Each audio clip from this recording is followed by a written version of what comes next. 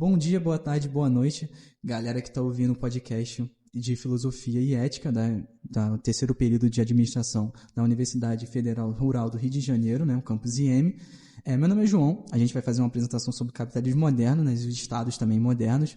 E primeiramente, né, a gente vai se apresentar. Eu sou o João, né, que vai guiar essa conversa, pelo menos por uma parte. A Helena. Olá! A Antônia. Fala aí, galera! Luane. Oi, tudo bem? A Letícia. Oi, gente, tudo bom? Eu vou realizar uma introdução sobre o capitalismo moderno dos estados, né? A gente tem a ideia de capitalismo, né, moderno, ali com a criação da Revolução Industrial, né?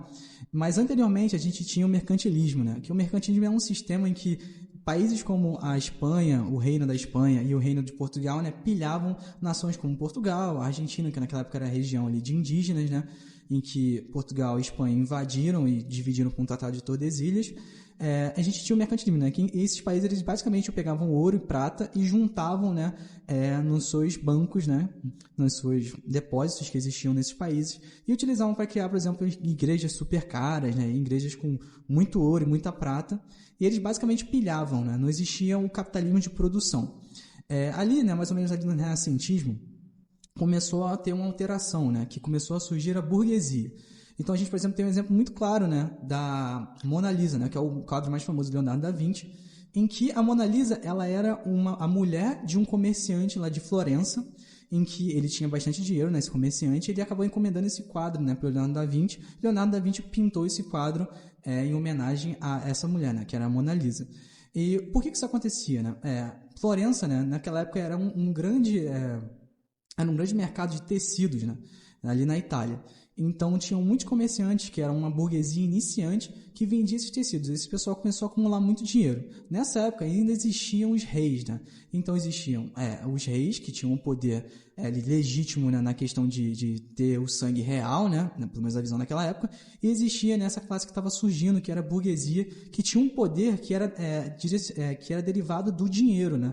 Que não era um poder nem santo, né, no caso da Igreja Católica, e nem um poder derivado ali do sangue azul, né, dos reis. E o tempo foi passando, né, e ali a gente está falando de 1400, 1500, e essa burguesia ela começou a crescer cada vez mais, e começou a ter muito dinheiro, até que chegou o momento da Revolução Francesa ali, em que aconteceu uma grande mudança, né, em que a burguesia começou a ser mais ouvida, e começou a ter mais poder, né. Então teve ali a queda na queda da Bastilha, na Revolução Francesa, a morte do Luís XIV, né, que era o rei francês da época, e teve a Revolta Popular, né, que aconteceu por causa de um vulcão, né, que teve na época lá, e ele acabou, né, quebrando toda a cadeia de vegetais da época, de alimentos da época, que causou, né, a revolta da população que estava passando fome. E acontecendo isso, né, essa queda, a Revolução Francesa, né, depois a França teve uma restituição do rei, mas alguma coisa mudou, né, que a burguesia passou a ter um poder central, né, nas políticas de todos os países do mundo, né, todas as nações do mundo. E até que a gente chega na Revolução Francesa, ali nos anos de 1800, né, no século XIX, em que esses burgueses, que antigamente eram só vendedores ali de tecidos e vendiam coisas, por exemplo, fabricavam espadas, etc., eles começaram a ter o poder da produção, né, com a criação do motor a carvão. E esses comerciantes, eles começaram a criar, né, eles viraram industrialistas, né, então eles começavam a ter fábricas, e essas fábricas começaram a produzir muitos materiais, muitos produtos, que começavam a ser vendidos, né, por esses países. Então, o país, por exemplo, que mais lucrou com essa questão da produção em massa foi a Inglaterra, que começou, né, a ter um dinheiro muito grande por causa dessa questão capitalista, né.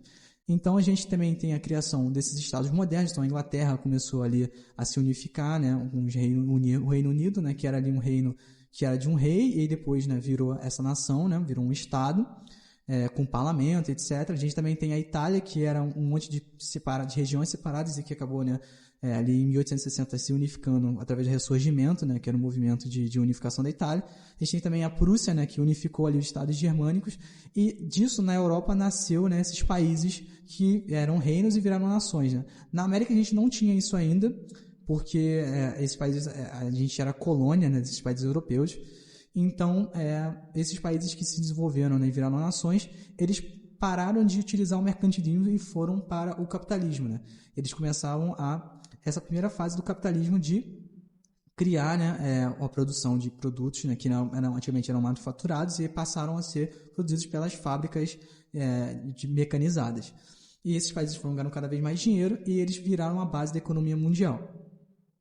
Posteriormente, né, a gente agora está chegando no capitalismo mais moderno, no século XX, aconteceu ali a crise de 29, né, que é a questão de uma mudança do capitalismo de produção para um de especulação. Então, a gente não tem mais um capitalismo assim, de certa forma. A gente teve uma mudança, né, no capitalismo de que tudo era baseado em produção, então quanto mais você produz, melhor, por um capitalismo, por exemplo, de ações, em que você poderia falar, né, que tal ação valia tanto dinheiro e você deveria acreditar, né, porque era um pedaço de papel, mas que era baseado na especulação, basicamente. Então a gente teve essa mudança que até hoje se arrasta, né, ao mundo atual, né. Por exemplo, a gente tem empresas como a Apple que produz muito, né, de questão de celulares, etc., mas que vale bilhões e trilhões muito pela sua capacidade de criatividade, né, de produzir mentalmente, né, não uma capacidade de, como por exemplo o Henry Ford, que basicamente fazia vários carros por minuto, né. A Apple mudou essa questão, né.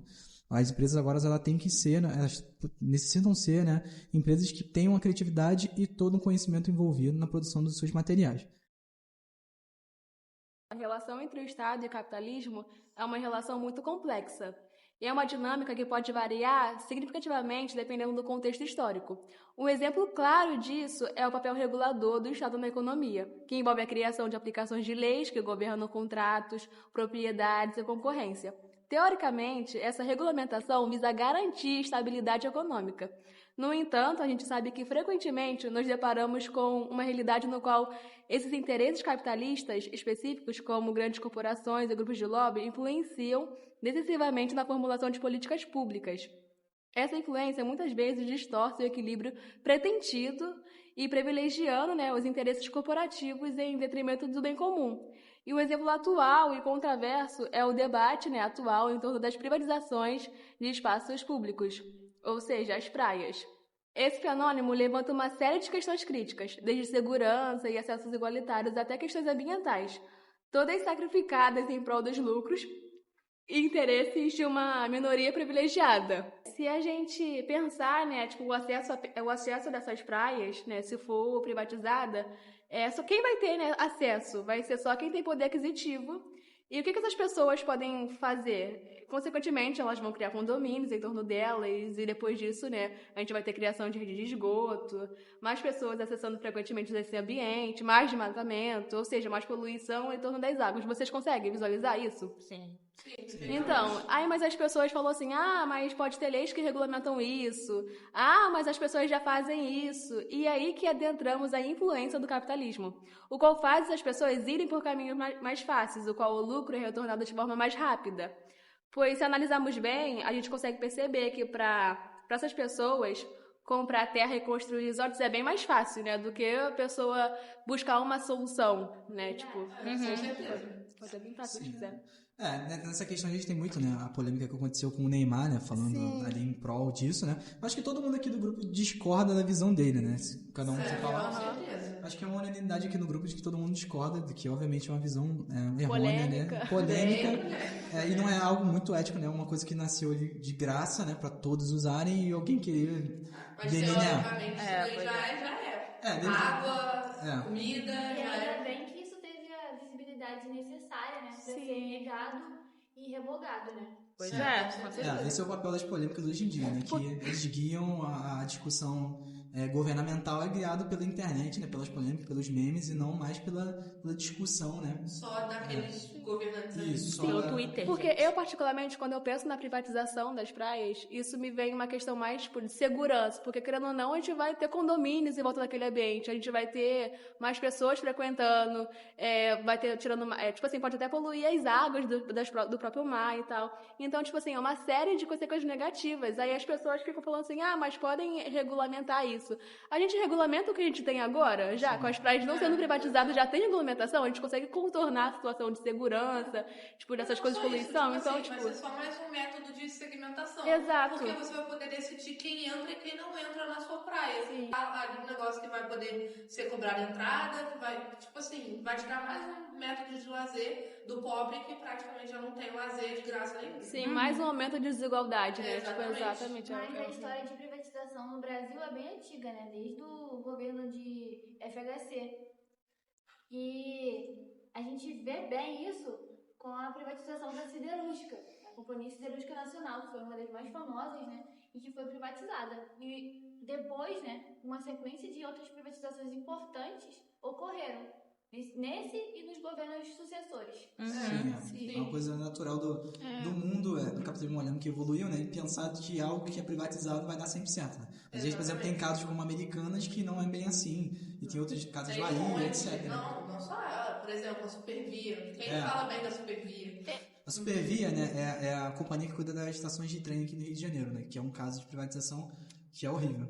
É aquela questão, né? As pessoas sempre buscando o método mais fácil pra... Tirar a responsabilidade de si mesmo, né? Exatamente. Passar pro outro, e aí você acaba, né, tirando de você e você não tem culpa, né? E o único jeito disso acabar é com o que Marx falou, que é acabando totalmente com a privatização, porque a privatização hoje em dia não é mais por qualidade, e sim por gerar lucro. Por exemplo, a Supervia, ela não tem concorrência. É a Supervia, ponto e acabou. E a Light não tem concorrência. Então por que eles vão focar num trabalho bom se você não tem para onde ir? Eles estão colocando dinheiro no bolso, a gente está tendo um serviço bem mais ou menos, a gente não tem para onde ir, a gente não tem outra companhia elétrica, e é por isso que tem que acabar ou com a privatização. Por isso que muita gente fala também da competitividade de mercado, que é uma coisa que não é oferecida por essas empresas, né? Por esses ramos. Sim, elas têm um monopólio desses ramos que elas atuam, né?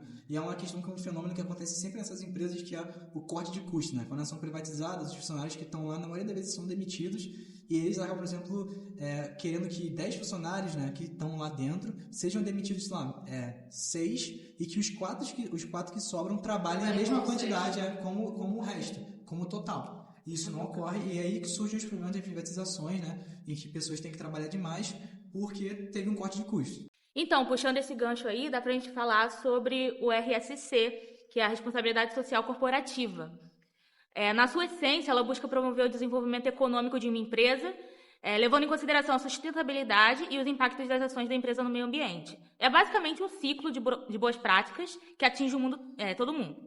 Não só em questões ambientais, mas também em áreas como a saúde mental, inclusão e até mesmo em educação.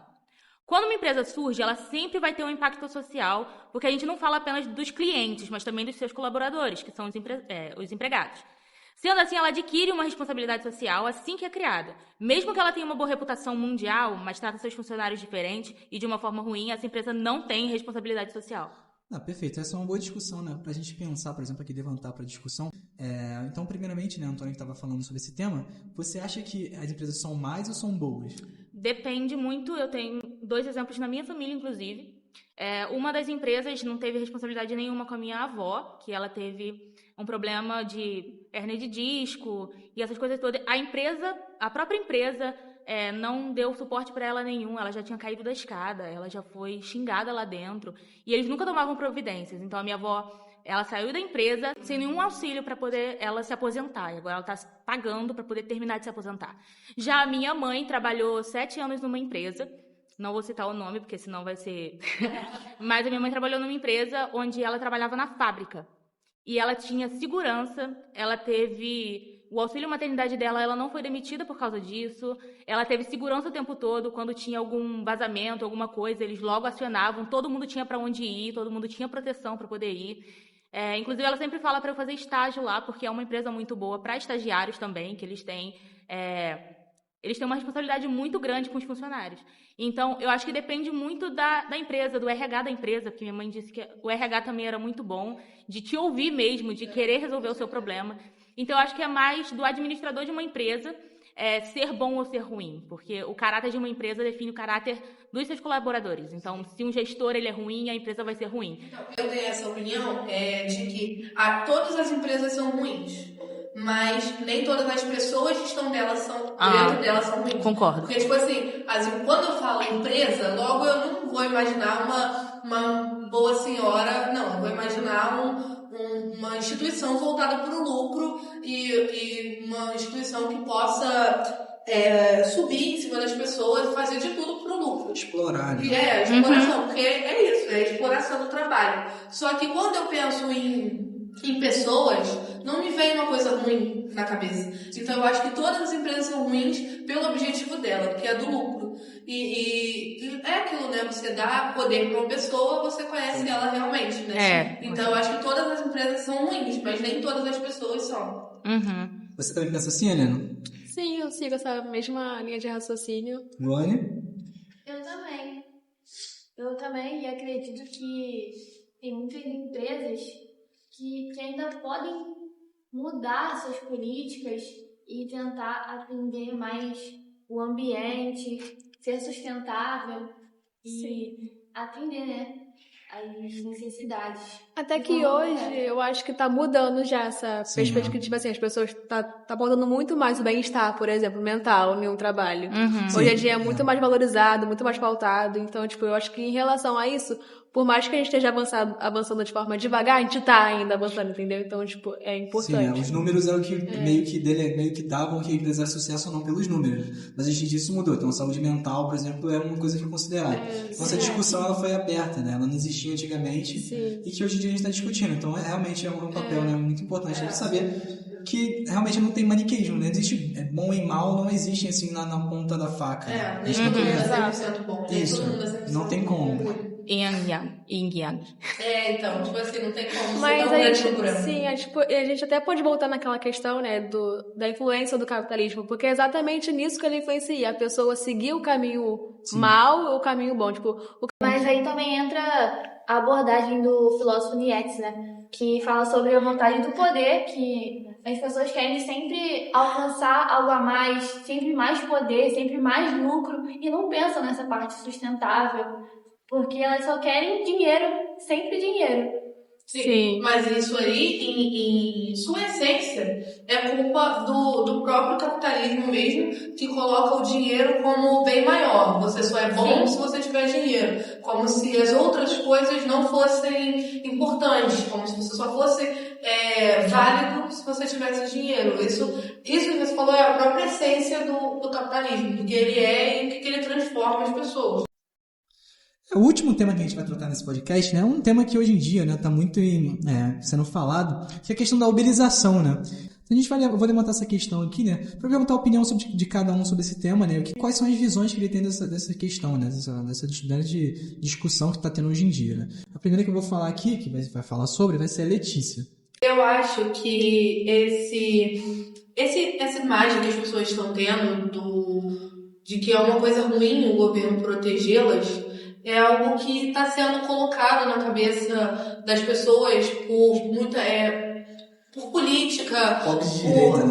Sabe? Porque elas não conseguem entender, por exemplo. Já cansei de ouvir, hoje em dia eu trabalho na parte financeira, mas eu trabalhei no departamento pessoal.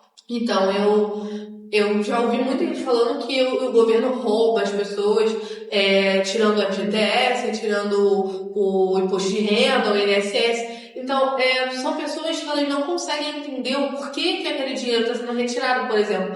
Então, eu já ouvi gente falando, não, prefiro trabalhar de Uber que pelo menos não desconta nada. Mas a preço de quê? Né? Se você, Deus me livre, tiver um acidente, ninguém vai estar ali por você. Você não vai ter um dinheiro, você não vai ter saúde, sabe? Por exemplo, eu tenho o exemplo da minha mãe.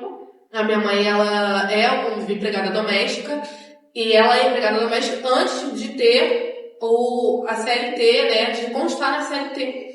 Mas a gente sabe que as leis são burladas, né? Então a minha mãe, ela é empregada doméstica, mas ela não tem carteira assinada por não ter os requisitos para ter a carteira assinada. Em 2019 ela sofreu um atropelamento indo para o trabalho e ela não teve auxílio algum, porque ela não tinha esse recolhimento, ele não tinha vínculo empregatício. Então ela não teve ajuda nenhuma dessa referência da CLT, do seguro, desemprego, ela não teve nada. Foi assim ela e é isso, DPVAT só, porque não teve mais nada, não teve ajuda de nada. Sim, no caso a gente estava falando aqui, a Helena estava falando sobre a questão do Estado, né? Como é que você também vê essa questão do Estado e essa questão da uberização, né? Como que você pensa sobre isso?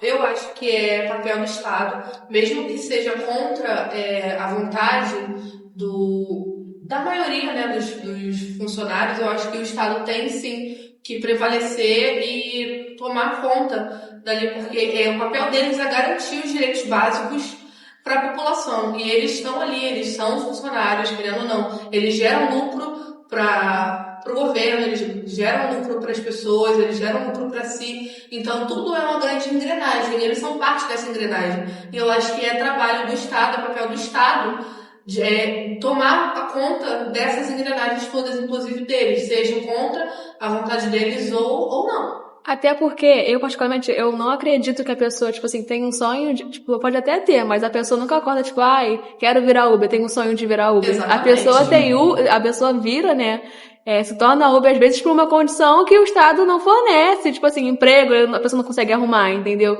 Tipo assim, não consegue, não teve acesso ao estudo.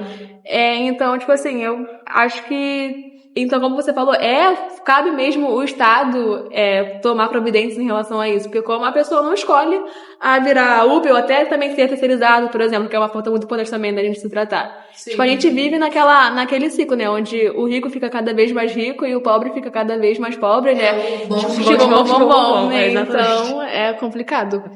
Mas eu, Luane, acho que o Estado, tipo assim, ele tem o papel de acolher e melhorar as condições desses trabalhadores.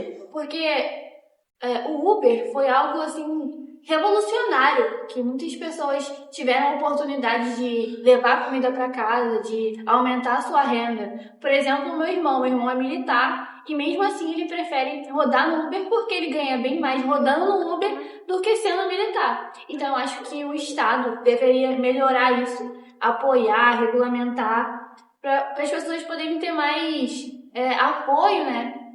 Conseguir ter melhores condições de trabalho, trabalhos mais dignos, né? Sem ser tão precarizado. Sim. Nossa, e olha, só rapidinho falando assim, e olha como isso é, tipo, engraçado e tão pesado, porque, tipo assim, como ela falou, o irmão dela é militar. Não importa qual, exatamente, e ele estudou pra fazer uma prova, gente, que hoje é concurso, a nossa amiga mesmo, Luane, pode falar sobre isso, é muito difícil hoje em dia você conseguir uma vaga em qualquer, sei lá, concurso, e, tipo assim, ele consegue receber mais sendo Uber do que trabalhando pro próprio Estado, tipo, isso é muito contraditório, e, tipo, sabe, Valorização, né, exato. do trabalhador. Você vê, né, se essa discussão existe, né? Se claramente ele não tá tão preto no branco, se as pessoas pensam em virar Uber e deixar o emprego de CLT, por exemplo, se essa discussão existe é porque realmente existem problemas que estão ali no emprego de CLT que tem que ser solucionados. Não são problemas, obviamente, que tem que ser, por exemplo, acabar com o CLT, mas você tem que ali analisar, né? Ver o que pode ser feito, que obviamente, né? Existe sempre essa questão do risco de você mexer com esse tipo de direitos, porque obviamente o patrão ele tem muito poder, e isso sempre vai acontecer, né? Sempre vai ser mais para o patrão do que para o empregado, mas a gente precisa analisar essa questão, né? O Estado precisa analisar também para saber, né? Uma forma de que o Uber realmente não seja apenas a última opção, né? Que a pessoa não vá correndo pro Uber como a minha salvação é o Uber. Então tem que ter essa discussão. Também só falar que o Uber é negativo, e o nosso papel aqui não é esse, né? A gente também tem que tentar passar o que é bom e o que é mal, e só taxar o Uber como mal, né? Obviamente é uma empresa que pega dinheiro do Brasil e leva para outro país, e realmente isso é negativo, mas como a Luane falou, né? É uma empresa também que faz um militar complementar a renda ali com um emprego que para ele é útil. Então, ele nem discute isso, né? Ele faz porque realmente para ele, na ponta do lápis ali, bate como algo positivo. Então, realmente é uma discussão muito complexa e que, obviamente, tem que ser analisada com calma, né? Com seriedade que é necessária. E a gente tem que analisar bastante, porque parece que a gente sempre, nós, né, como pessoas, sempre vemos, sempre a ponta do iceberg. Tipo assim, Uber é bom ou é ruim? Mas a gente tem que ver, tipo assim, o que leva uma pessoa a se tornar Uber. Não é só regulamenta ou não regulamenta, mas é muito mais do que isso. Quais os problemas da CLT que fazem as pessoas procurarem algo que não tem regulamentação? Sim, como eu falei no início assim, eu falei exatamente, comecei falando exatamente isso, quando eu tratei da relação do Estado e do capitalismo, eu falei exatamente isso, que depende muito do contexto histórico do que aquela situação ali vai desenrolar. Sim. Que vai, tipo, é exatamente isso que você falou, faz muito sentido. Então a gente chega ao fim dessa discussão, né, que é algo muito complexo para ser discutido em apenas 25 minutos, né? Então a gente vai aqui dar nossa despedida, né? Eu dou meu tchau e deixo também para os meus colegas também se despedirem desse podcast, né? É isso, gente. Espero que vocês tenham gostado, que a gente tenha falado algo aqui com sentido e que tenha trago reflexões. Tchau, galera. É isso. Tchau, gente. Muito obrigada pela atenção. Tchau, gente! Tchau, tchau, tchau.